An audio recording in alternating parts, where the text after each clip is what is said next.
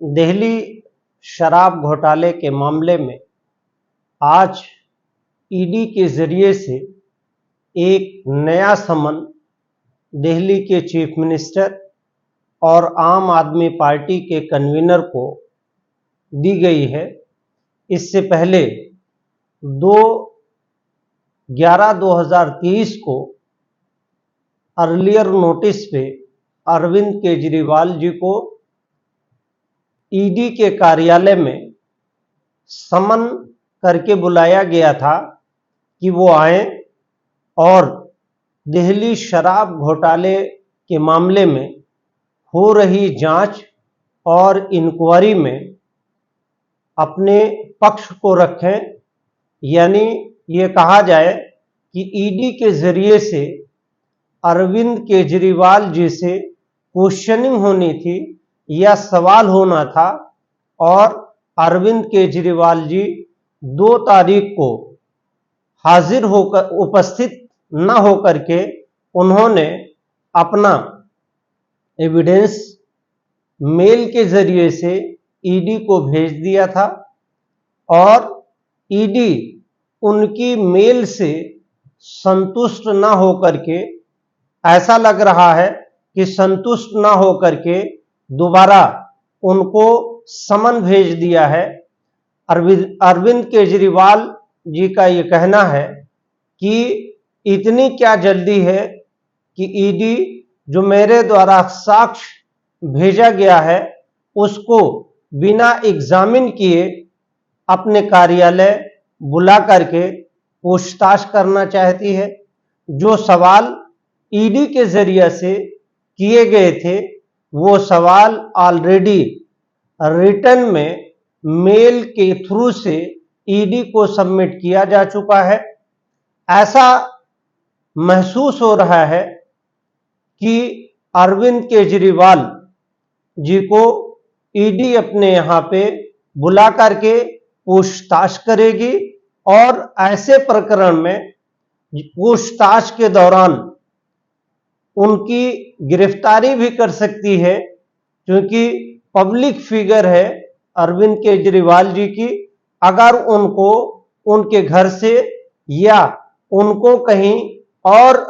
शहर से या ठिकाने से गिरफ्तार ईडी करेगी तो ऐसे मामले में आम आदमी पार्टी के कार्यकर्ता उग्र हो सकते हैं। इसलिए ईडी के जरिए से उनको समन के जरिए तलब करके और उनको गिरफ्तार किए जाने का ये एक मंसूबा है, ऐसा आम आदमी पार्टी के पदाधिकारी और स्पोक जो ऑथराइज पर्सन है उनके जरिए से भी ये बात कही जा रही है। हालांकि दिल्ली शराब घोटाले के अलावा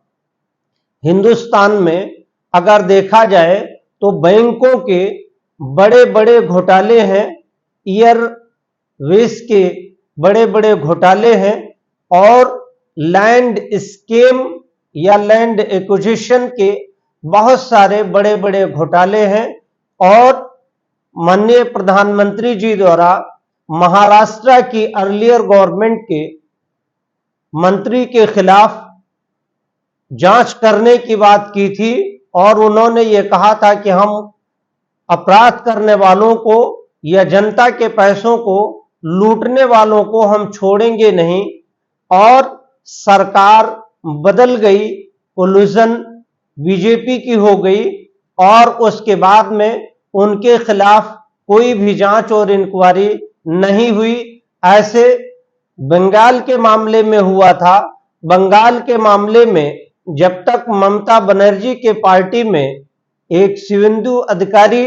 थे तो उनके खिलाफ लगातार जांच चल रही थी और जैसे ही ममता बनर्जी की पार्टी को छोड़ करके उन्होंने बीजेपी को ज्वाइन किया, वैसे ही उनके और उनके सहयोगियों के कई अन्य लोगों के साथ साथ जो बीजेपी में आ गए थे उन पर जांच की कार्रवाई या तो स्थगित कर दी गई या डिले कर दी गई, जो मीडिया में नहीं आ पाया और ना ही जो case honourable Calcutta high court में चल रहा था उसमें कहीं पे देखने को मिला, और ना ही ऑनरेबल अपेक्स कोर्ट में जो पीआईएल और दूसरी रिट पिटिशंस हुई थी उसमें कहीं पे देखने को मिल रहा है। तो बहुत सारे लोगों का यह मानना है कि 2024 के चुनाव को लेकर के बीजेपी यानी रूलिंग पार्टी जांच एजेंसियों का मिसयूज कर रही है और लगातार हिंदुस्तान में ईडी और सीबीआई के सत्ता पक्ष में काम करने को लेकर के लगातार सवाल उठ रहे हैं। और इससे पहले सेंट्रल में कांग्रेस की गवर्नमेंट थी, उसमें भी लगातार सवाल उठे थे, लगातार सवाल पूछे जा रहे थे। लेकिन अगर यो देखा जाए तो बीजेपी की सरकार में ज्यादा सवाल उठ गए हैं। दोनों का अगर कंपैरिजन किया जाए कांग्रेस की सरकार को और बीजेपी की सरकार को, तो जानकारों का यह मानना है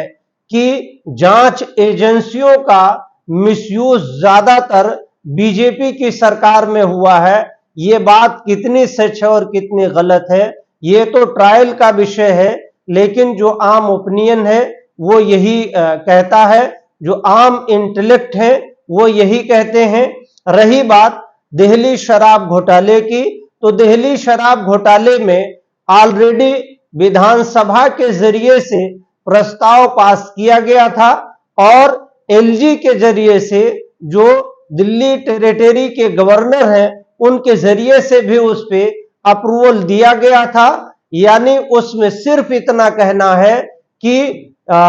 उसमें अनऑथराइज तरीके से दुकानों का आवंटन हुआ है या अनऑथराइज तरीके से किसी को अनड्यू लाभ दिया गया है। इसके अलावा अभी तक ऑनरेबल दिल्ली हाई कोर्ट के डिसीजन से और ऑनरेबल अपेक्स कोर्ट के डिसीजन से जो मनीष सिसोदिया में पारित हुआ है उसके हिसाब से अगर देखा जाए तो अभी भी इसके अतिरिक्त और कोई नई बात या नई चीज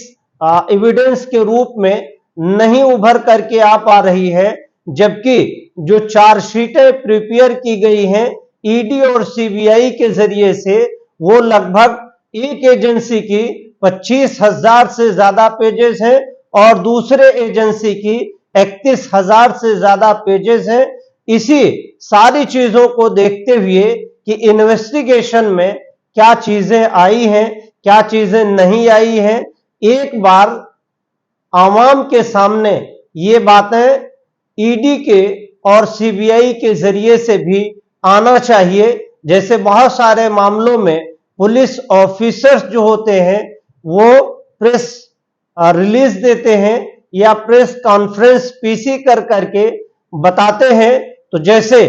हम लोग कोई आम आदमी पार्टी के या किसी पार्टी के समर्थित लोग नहीं हैं, लेकिन फिर भी चूंकि आवाम का पैसा है ये जानने का हक एक आम आदमी होने के नाते और लॉ के विद्यार्थी होने के नाते ये जानने के लिए ये जानना हमारा राइट है कि हमारे जरिए से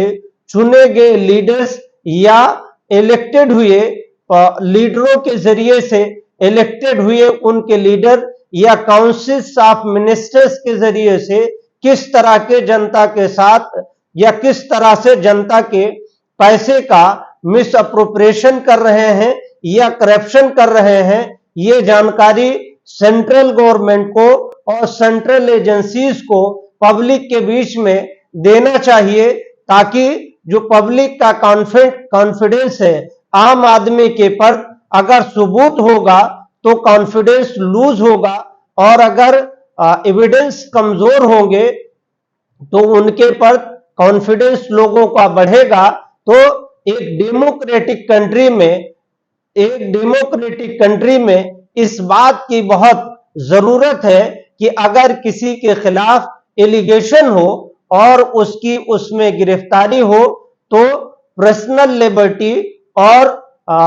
लाइफ डिग्निटी सारी चीजें उसमें इन्वॉल्व होती हैं और जो लीडर्स होते हैं उनके साथ तमाम लोगों का कनेक्शंस भी होता है, तमाम लोगों का सेंटिमेंट भी होता है। ऐसी स्थिति में तमाम लोगों के सेंटिमेंट को देखते हुए और तमाम लोगों को उनसे जुड़ाव होने की वजह से उनके लीडर्स के खिलाफ जो भी एविडेंस आते हैं या इंक्वायरी में पाए जाते हैं वो सारा पब्लिक डोमेन में आना चाहिए। अगर नहीं आता है तो ये क्यों न माना जाए कि जांच एजेंसियां पिछले 8 महीने से जांच कर रही हैं और कोर्ट में अभी भी कह रही हैं कि जांच इनकम्प्लीट है, इंक्वायरी इनकम्प्लीट है। और जो चार्जेस के मामले थे दिल्ली हाई कोर्ट में एक ऑलरेडी 482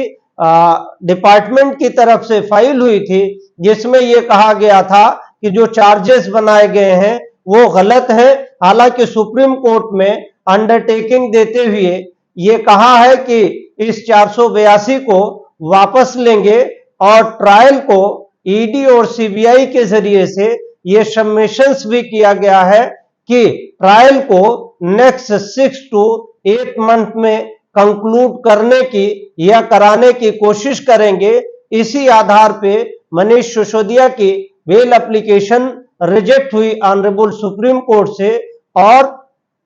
संजय सिंह की जो रिट पिटीशन रिजेक्ट हुई है वो इस बिना पे रिजेक्ट हो गई है कि अभी इंक्वायरी चल रही है, अभी जांच चल रही है। इंक्वायरी और जांच के बीच में कोई भी पिटीशन मेंटेनेबल नहीं है यानी प्रीमेच्योर है। तो पिछले 8 महीनों से जांच जो चल रही थी उसके हिसाब से ईडी और सीबीआई का क्या कंक्लूजन ड्रा हुआ है ये अभी देखने की बात है। 8 महीने से जो जांच कंप्लीट नहीं हो पाई है तो ये कैसे माना जाए कि सीबीआई और ईडी का कंटेंशन करेक्ट हो सकता है कि 6 से 8 महीने के अंदर ट्रायल कंप्लीट हो जाएगी, जबकि दोनों एजेंसियों की अगर चार्जशीट देखा जाए तो लगभग 60,000 पेज से ज्यादा है। और अगर विटनेसेस को देखा जाए तो मोर देन 500 विटनेसेस होंगे। ऐसी सूरत में लाइफ एंड लिबर्टी जब तक कोई कन्विक्ट ना हो तब तक उसे इनोसेंट माना जाता है। तो इनोसेंसी के जुरिस्प्रूडेंस के आधार पे जो इनके खिलाफ कार्रवाई हो रही है इसमें बहुत सारी चीजें ऑनरेबल सुप्रीम कोर्ट ने उस पे वर्डिक्ट न देते हुए सिर्फ इस कंटेंशन पे मनीष सिसोदिया की भी बेल खारिज की है और इसी आधार पे दिल्ली हाई कोर्ट में संजय सिंह की भी पिटीशन डिसमिस हुई है प्रीमेच्योर स्टेज पे। अगर ये देखा जाए तो अभी भी एजेंसीज को जांच डिटेल करके तभी केजरीवाल के खिलाफ एक्शन और रिएक्शन लेना चाहिए। अभी जब जांच ऑलरेडी पेंडिंग है तो केजरीवाल को बार बार समन करना और उनके जरिए से जो जवाब बाय मेल दिया है उसको कंसीडर न करना, यह ऑनरेबल अपेक्स कोर्ट के तमाम वर्डिक्ट जैसे Pankaj Bansal versus union of India और उसके अलावा कई एक जजमेंट हैं, Sanju Jain versus state of Delhi, तमाम ऐसे जजमेंट हैं जिस जजमेंट के वर्डिक्ट को वायलेट करता है। जांच एजेंसियां सवाल के घेरे में हैं और उनसे सवाल करने का पब्लिक को क्या राइट है इसके बारे में आप अपने कमेंट में बताएं। फिलहाल देखना होगा कि केजरीवाल का इस दूसरे समन पे क्या स्टेप होता है और वो क्या करते हैं और जांच एजेंसी आगे क्या करती है। अगला कोई स्टेप होगा तो हम आपको अपडेट करेंगे। आज बस यहीं तक, शुक्रिया, थैंक यू।